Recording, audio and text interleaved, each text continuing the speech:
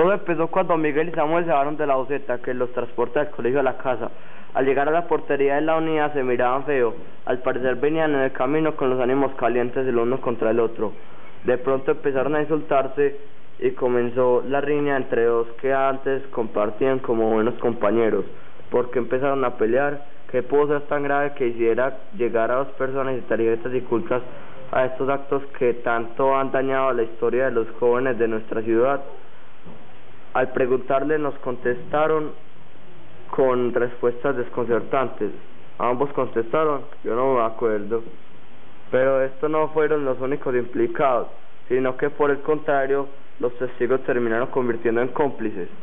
Giovanni, un compañero del salón, viajero de la misma buseta y además, y como si fuera poco, vecino de ambos, se dio cuenta que estos estaban teniendo un lugar de mediar, de intentar disipar los ánimos o por lo menos pasar desadvertido con el ánimo de no acolitar más actos violentos de nuestra sociedad y mucho menos entre amigos. Lo hace por el contrario, es hacerse partícipe del acto, incitando con palabras en ocasiones soeces a los dos de la pelea a continuar violentando el otro, a hacer un lado todos los principios para solucionar los conflictos cotidianos como seres irracionales, como animales salvajes. Unos se preguntaban, ¿será que Giovanni a los 13 años le han enseñado a solucionar las cosas así?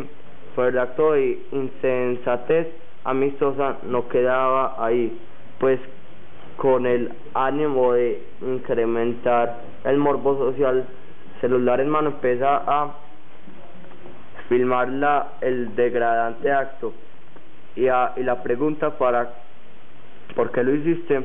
El improvisado camarógrafo responde, me lleva por las ganas de ver a dos amigos peleando.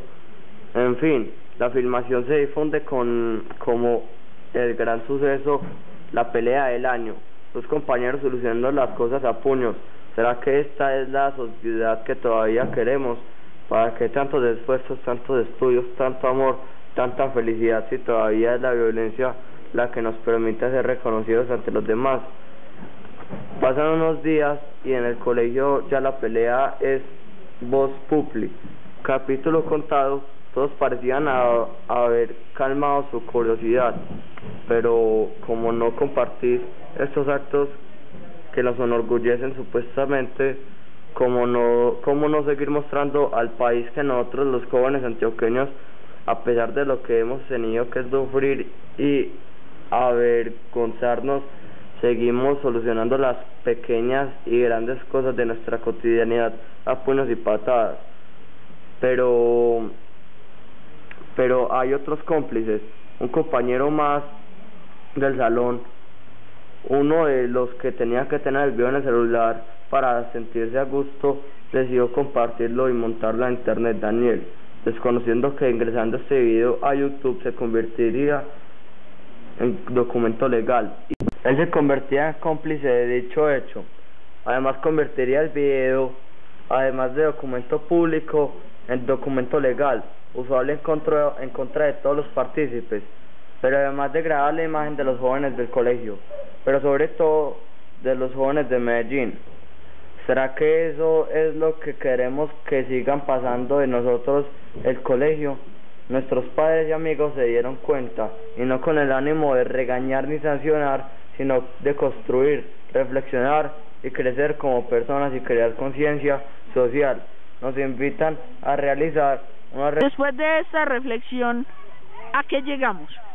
Pues en mi reflexión yo concluí que firmar peleas, dar bomba y ver pelear dos amigos no es bueno, porque son con los que uno pasa toda la vida, y más tratándose de ellos dos que viven en la misma unidad. La reflexión que yo les diría a todos es que no pelearan y que dejaran los problemas aparte y que los solucionaran dialogando. Bueno, yo concluí que las peleas no llevan a nada, que desde un principio debí solucionar esto dialogando y debí haber pensado antes lo que iba a hacer, no debí tomar esto tan a la ligera.